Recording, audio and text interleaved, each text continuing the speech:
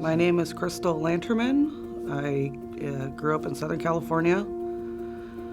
Moved to Roseburg when I was 12. Did not go to church in high school. At that time, my parents had just divorced, so I had a really hard time with that.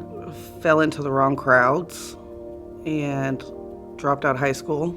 So I've always believed in God, but I had kind of a hard path growing up, and so I was kind of angry. I went to City Fest. I actually brought my mom with me.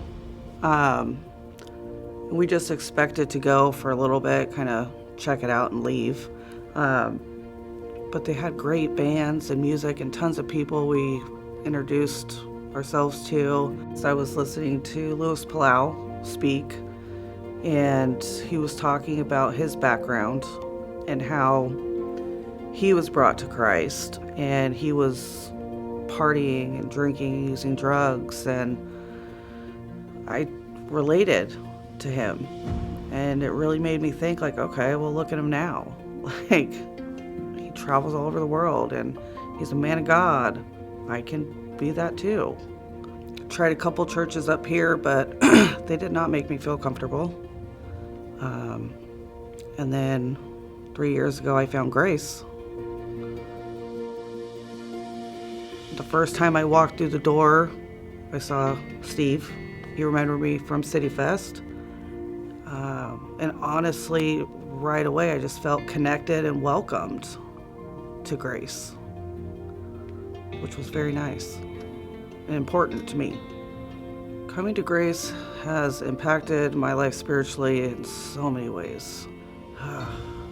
Just recently, we were moving and we were short on some money, and Grace gifted us $1,000 for moving, which I never expected in a million years. I've never had a church do anything like that, let alone hand me a $1,000 check and trust me that it's going to go to what I said it was going to go to. Being baptized here was super important to me. Kathy made me feel so comfortable and welcomed, and the whole process was so smooth.